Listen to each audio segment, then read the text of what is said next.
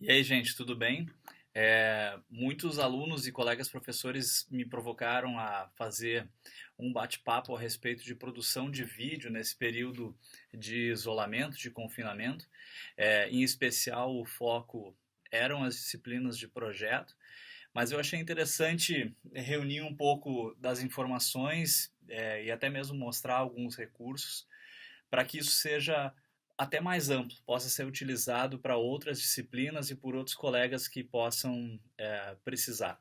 Para quem não me conhece, eu sou o professor André Conte, trabalho com disciplinas no curso de audiovisual, design, publicidade e fotografia, e justamente a minha área é a de audiovisual, e estou tentando aprender um pouquinho e desenvolver algumas coisas também agora, nesse momento de isolamento, em vídeos, lives e tudo mais, nesse formato aqui, que é a gente conversando basicamente com as pessoas através da câmera do computador.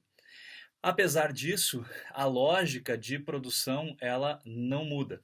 O que a gente faria num filme ou numa televisão, a gente vai acabar fazendo para esse tipo de produção aqui, claro que numa escala talvez um pouquinho menor e um pouquinho mais simplificada, o que ajuda todo mundo, em especial quem não está acostumado com a lógica da produção. Basicamente, a gente tem três áreas para a gente pensar quando a gente vai fazer um vídeo: pré-produção, tudo que é antes da gravação da produção acontecer, a produção de fato, que é o momento de gravar, e pós-produção, que basicamente se resume a edição, efeitos especiais e ajustes, mixagem, edição e mixagem de áudio. Tá? Eu vou tentar dividir essa fala aqui nessas três áreas e a gente tentar pensar o que a gente pode fazer com relação à pré, à produção e à pós-produção de forma simples e objetiva para a gente conseguir bons resultados para esses vídeos para a internet. Tá? Então, talvez o ponto mais importante para a gente levar em consideração aqui é que a pré-produção ela vai ter que partir de um roteiro. O roteiro é o que vai fazer diferença para a gente, é o que é, impulsiona toda a nossa produção. Como é que eu vou fazer um roteiro para uma fala online? Bom, tem, né? Em especial, o que eu sugiro e é o que eu tenho feito é elencar os tópicos que são essenciais para essa fala. Né? Para o aluno que vai fazer uma apresentação de um trabalho, cara, quais são as exigências? Né? O que o professor pediu para ser apresentado? Qual é a sequência? Até mesmo para o colega professor, qual é a linha de raciocínio que o aluno precisa desenvolver para absorver o conteúdo da aula. Né? Então, é tentar organizar essa sequência. Eu fiz isso antes, tá? E não tenho vergonha nenhuma de mostrar, que é de forma bastante simples. Né? Talvez numa outra produção eu não iria mostrar, mas eu fiz só uma lista dos tópicos que eu preciso falar para vocês aqui hoje, né? E isso está aqui na minha frente como um material de apoio para a minha fala. É evidente que ninguém numa produção valendo iria memorizar absolutamente tudo. A gente tem inúmeros documentos para fazer uma pré-produção, inúmeros documentos para fazer uma produção. Jornalistas na televisão iriam ter o texto feito antes na redação, iam ter apoio de teleprompter, então ninguém precisa parar na frente de uma câmera e ser capaz de dar todo o texto do início ao fim. Tá? Da mesma forma, eu não acho que seja necessário que a gente consiga fazer tudo com uma perfeição tremenda. Então, é normal ter esse tipo de pausa, respirar um pouco, pensar, lembrar o que ia dizer, não tem problema nenhum. A gente tem que agir com naturalidade. Então, ter esse apoio aqui, olhar, né, buscar informação, é perfeitamente viável, tá? Sempre com o foco e tentar lembrar o que é importante dizer para que a informação chegue de forma clara. Então, estruturar, né, desenvolver esses tópicos ajuda bastante. Da mesma forma, a gente tem que lembrar que nós não estamos em um ambiente todo isolado, todo preparado para uma gravação. Quando eu falo isolado, não é nem essa questão acústica aqui, é o isolamento em termos de pessoas, né? A gente deve estar vivendo perto dos nossos familiares, né? Eu, nesse momento, escolhi estar aqui nesse ambiente com o isolamento, porque a minha filha de 1 ano e 3 meses está brincando, a minha esposa está com ela, então essa movimentação iria atrapalhar bastante a gravação do vídeo. Então, tendo a possibilidade de a gente escolher um espaço para que esse vídeo flua da melhor forma possível, vamos utilizá-lo. Né? Se ele existe, vamos utilizá-lo. Então pensem sempre num espaço, num ambiente que vocês tenham um pouco mais de tranquilidade. Fechem portas, conversem com as pessoas, né? Olha, agora eu vou gravar, agora eu vou fazer isso, agora eu vou participar de uma reunião virtual, né? Alguma coisa nesse termo, tá? Além de tudo, né, de pensar, a pré-produção leva em consideração essa roteirização, essa seleção do espaço, né, numa produção de cinema ou de televisão a gente falaria em seleção de locação, né, onde que esse filme vai ser feito. Então, a gente está fazendo uma seleção de locação aqui de um jeito ou de outro, né, onde é que a gente vai estar fazendo a nossa produção, e tentar pensar também qual é a finalidade desse vídeo. Por que eu digo qual a finalidade? Muitas dessas produções que a gente vai fazer, elas vão para celular. A visualização do celular, ela é mais interessante na vertical, até por uma questão ergonômica, né, de como o cara segura, dependendo do tempo do vídeo, se torna cansativo segurar na horizontal. A gente tem plataformas como no próprio Instagram, né, o IGTV com a versão vertical. Então, o tipo de produção que a gente vai fazer, o tipo de mídia final que a gente vai colocar esse vídeo, também vão impactar nas nossas escolhas de pré e de produção. Tá? Então, nesse primeiro momento, é legal parar alguns minutinhos e pensar qual a estrutura, o que eu tenho que dizer, onde eu posso fazer esse material e para onde vai esse vídeo depois de pronto. Aqui, por incrível que pareça, eu estou fazendo um discurso, né?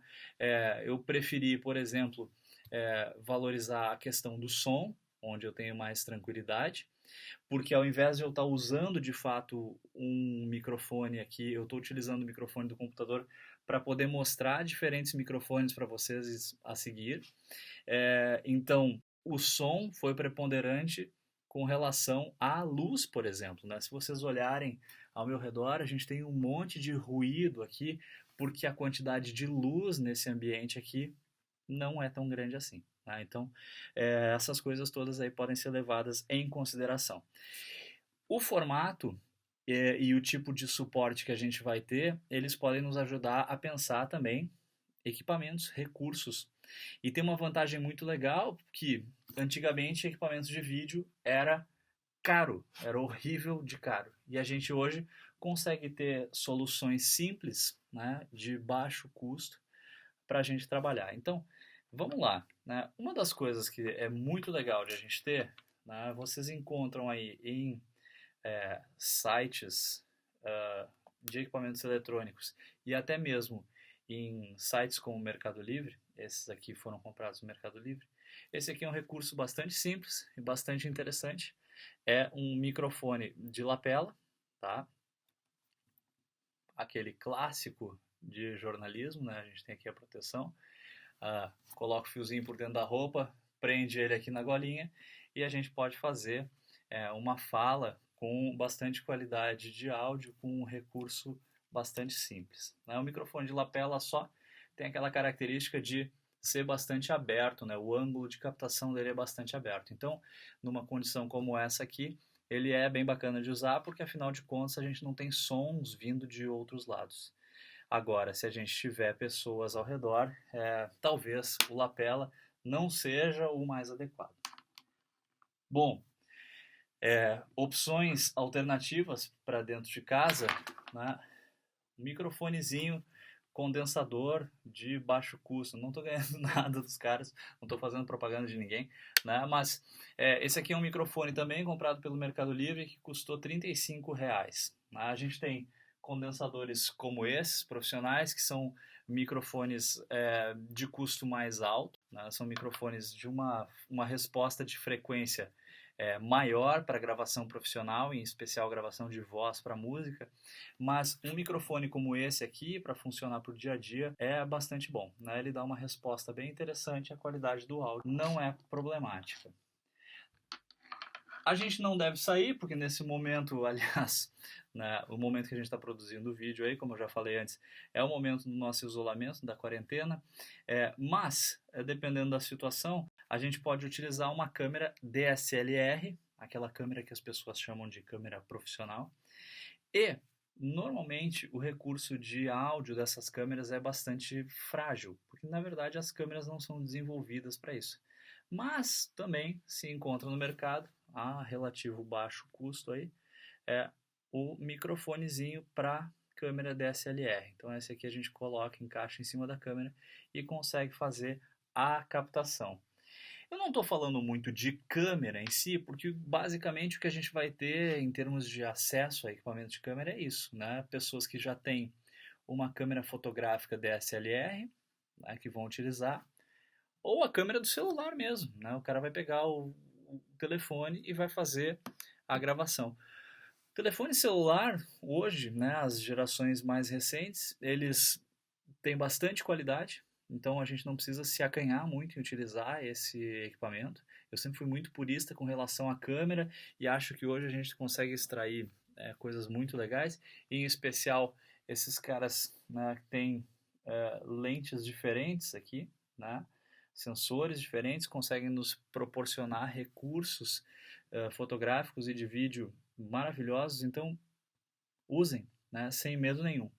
Dependendo da situação, se a gente não está falando de uma condição como essa, que eu estou falando para a tela de um computador, se eu vou gravar imagens, a gente tem cada vez mais traquitanas, aí, gadgets possíveis de comprar também com baixo custo. Esse aqui é um exemplo, né, uma gaiolinha para colocar o telefone celular e fazer uma estabilização de imagem, né, para gravar movimentos.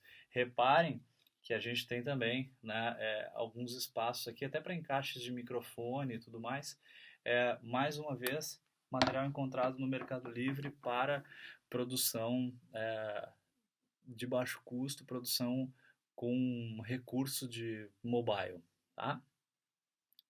Tudo isso pode ser organizado, selecionado e pensado nisso que a gente chama de pré-produção. Tá com tudo isso na mão, tá com tudo pronto, organizou os tópicos, sabe onde é que vai falar, beleza, vamos para a produção, hora de gravar, tá?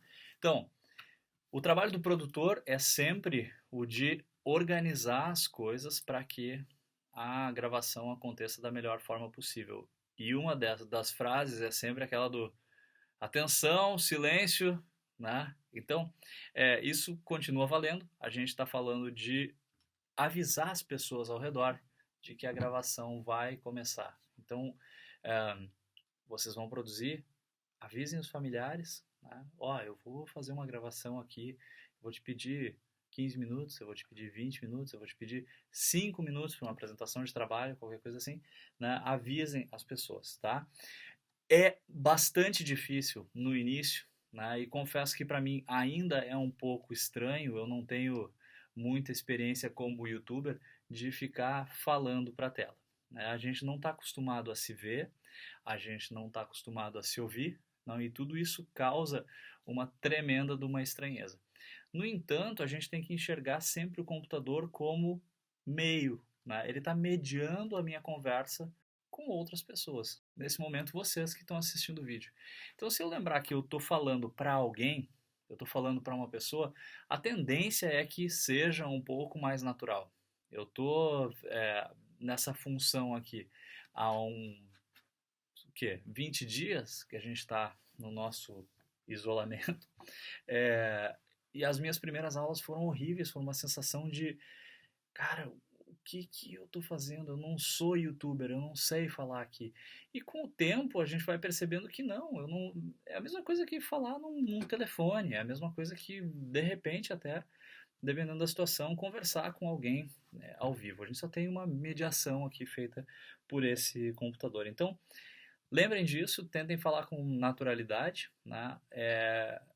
E em especial, é outra coisa que eu tento bastante, é lembrar de manter um pouco de contato visual com quem está assistindo. E isso significa olhar para a câmera e não tanto para a tela, né? A gente tem uma diferença bastante nítida, eu imagino, nesse momento, né? Quando eu olho para a tela eu me enxergo bem, mas estou olhando para a lente. Isso tem um potencial de conexão, de empatia, de atenção, inclusive, de quem está assistindo do outro lado, né? E até mesmo, vamos lá, o pessoal que é de jornalismo e tudo mais, vai lembrar que o lugar de fala aqui, ele precisa de credibilidade. Então, esse contato olho no olho é um pouco daquilo que trabalha também a construção de uma credibilidade a partir do vídeo, ok? A outra coisa que me perguntaram essa semana era como que transmitia o PowerPoint e como que gravava o PowerPoint no vídeo, tá? Eu falo isso porque eu estou encaminhando da parte de produção para a pós-produção e eu acho que a questão que vocês têm que se fazer sempre é: será que eu preciso do PowerPoint de fato? Tá? Por quê? Bom, a gente está falando de vídeo. O vídeo é um conteúdo digital manipulável. Então, se ele é manipulável, eu posso trabalhar ele com as informações na tela. Eu posso, depois de gravar, afinal de contas eu estou indo para a etapa de pós-produção, eu posso, depois de gravar, trabalhar a minha informação com uma animação, com caracteres, com outros vídeos editados junto, com fotos, com qualquer outro tipo de recurso que eu possa trabalhar e editar esse meu conteúdo. Quais são os editores de vídeo mais clássicos? Bom, nesse momento, em especial para nós aqui na Fevale, a gente tem acesso ao pacote da Adobe, né? É o que a gente teria na universidade e é também o que a gente tem aberto aí para utilizar em casa no período de confinamento. No pacote da Adobe a gente tem o Adobe Premiere, que é um excelente software de edição, tá? Se vocês têm outras plataformas, como o Apple, por exemplo, a gente pode utilizar, de repente, o Final Cut. Tá? Profissionalmente, além disso, a gente tem outros, como, sei lá, o Avid, né? A gente já teve, até não sei ainda mais se existe, Sony Vegas, né? Inúmeros softwares de edição de vídeo que a gente pode utilizar para montar, se a gente tiver um pouco mais de tempo. Se vocês olharem, hoje eu não estou fazendo essa opção, eu não estou editando o vídeo, eu estou fazendo uma fala de fluxo contínuo, aqui é um discurso, né, único, não tem corte no meu vídeo, que para lembrar justamente uma situação de transmissão aí, ou de gravação para uma apresentação de trabalho ou alguma coisa parecida. Tá? Mas, ok, se eu fosse editar, eu teria esse recurso, eu poderia utilizar esse aplicativo, esses aplicativos, né, para trabalhar a edição do vídeo. Mas edição é diferente de finalização. E para finalizar, a gente tem o After Effects, que é também um tremendo recurso para a gente trabalhar animações, inserção de caracteres e outros elementos visuais na produção. As pessoas têm certo receio de migrar para o vídeo e acham que trabalhar com vídeo é muito complexo, quando na verdade, se a gente está acostumado, as nossas áreas aí criativas, publicidade, fotografia, design gráfico e tudo mais, todos estão bastante acostumados com o Photoshop, muitos com Illustrator. Photoshop e Illustrator são basicamente portas de entrada para a gente entender o funcionamento do After Effects, já que eles são integrados e as interfaces da Adobe são todas muito parecidas e muito intuitivas. No geral, se a gente prepara material no Illustrator e no Photoshop, a gente importa eles com tranquilidade dentro do After Effects e pode animar, porque na verdade o que a gente está só adicionando é uma dimensão de tempo nesses arquivos. Então a gente só vai variar elementos que estão dentro do arquivo ao longo do tempo, ao longo de uma linha de tempo. Eu não vou fazer uma demonstração de After Effects, por exemplo, porque isso vocês encontram aos montes no YouTube. A gente tem inúmeras videoaulas, a gente tem cursos relativamente baratos de After Effects aí em plataformas de cursos digitais. Então, a minha sugestão é que se vocês querem preparar materiais de qualidade, ter um certo requinte aí nas produções, aproveitando que vocês têm o pacote Adobe na mão, vão atrás disso, vão atrás dessas videoaulas e desses tutoriais no próprio YouTube, tá? Agora, para além disso, eu volto ao telefone celular, né? A gente tem aqui um arsenal bastante potente para produção de vídeos também. Então eu separei e deixei na tela aqui alguns aplicativos. É claro que vocês podem experimentar, tentar depois. Eu vou, conforme eu distribuir esse vídeo, eu vou também indicar os nomes dos aplicativos. E aqui talvez isso aqui talvez eu devesse ter mostrado na parte de produção. Um recurso que a gente tem aqui que é muito legal é aplicativos de teleprompter. O teleprompter é aquele recurso que a gente tem em televisão que vai dando o texto vai passando para o jornalista, para o apresentador, enquanto ele olha na direção da câmera.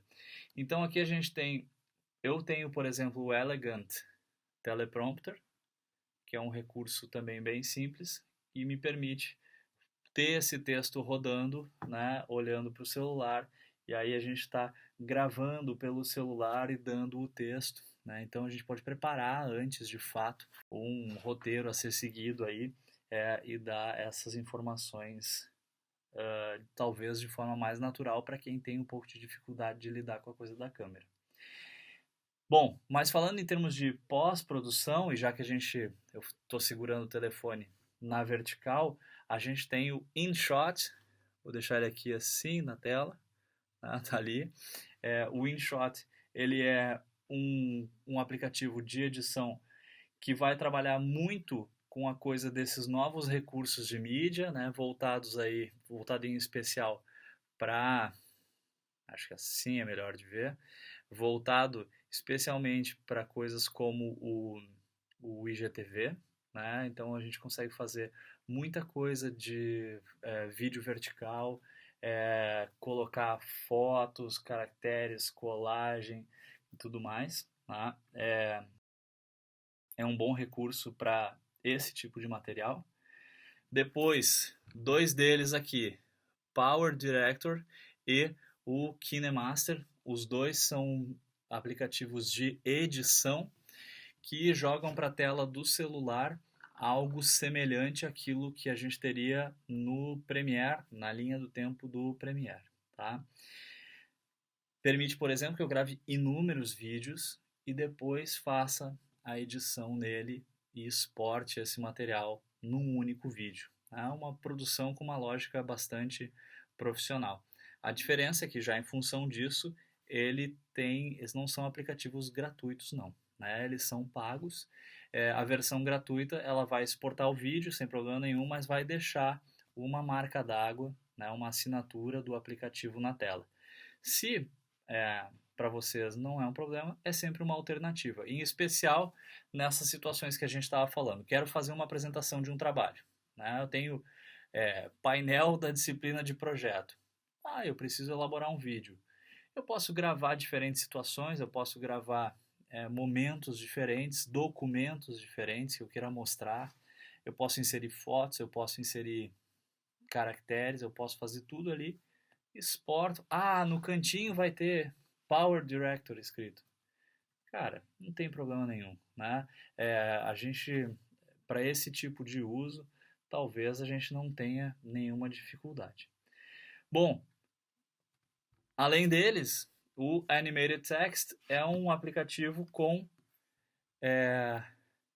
presets de animações, né, de texto, de caracteres. Então, aqui a gente consegue avançar bastante nesses elementos visuais e como que eles funcionam em cima do nosso vídeo. Então, dá uma cara profissional, dá uma cara de mais dinâmica, né, para um conteúdo que talvez fosse inalcançável, inatingível para quem não está acostumado com edição de vídeo e finalização. É isso que eu estava falando antes. De repente, ao invés de fazer um PowerPoint, eu pego esse material aqui, né, eu jogo o material de vídeo, jogo dentro aqui de um Animated Text, por exemplo, e vou trabalhar a parte de caracteres aqui, né? Trabalho telas aqui, edito, tá tudo prontinho, né? O Quick, que é o último que eu tinha aqui para mostrar. Tô brigando com a tela do celular, gente, que coisa feia. O Quick, que é com esse Qzinho aqui, vocês vão poder criar vídeos utilizando presets.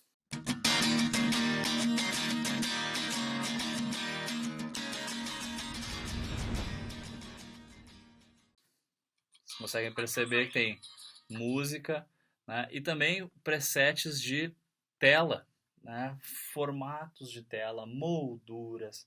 É quase como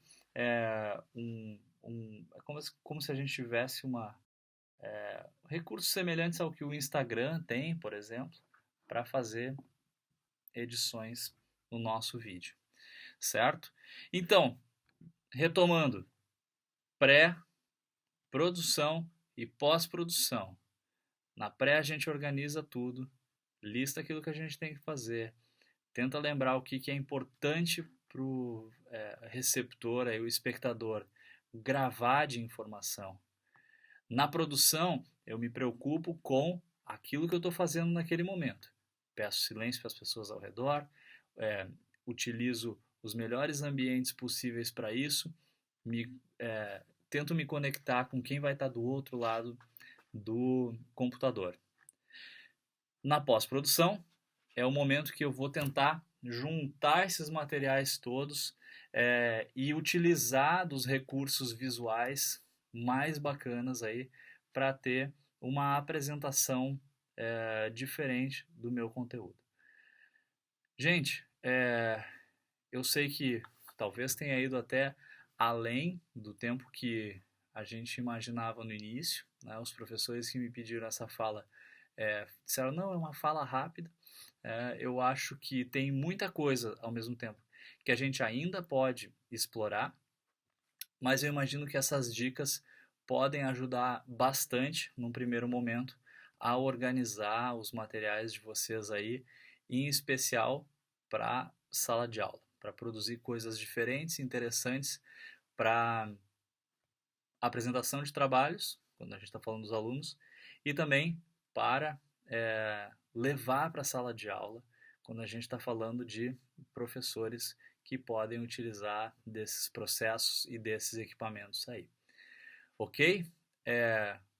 Eu fico à disposição de todos, né? Quem quiser conversar, trocar ideias, tirar dúvidas e tudo mais. O meu e-mail é andrec@fevale.br e de repente, dependendo aí, a gente tem mais vídeos sobre produção de vídeos nesse período de confinamento, certo? Valeu, gente. Até a próxima. Tchau, tchau.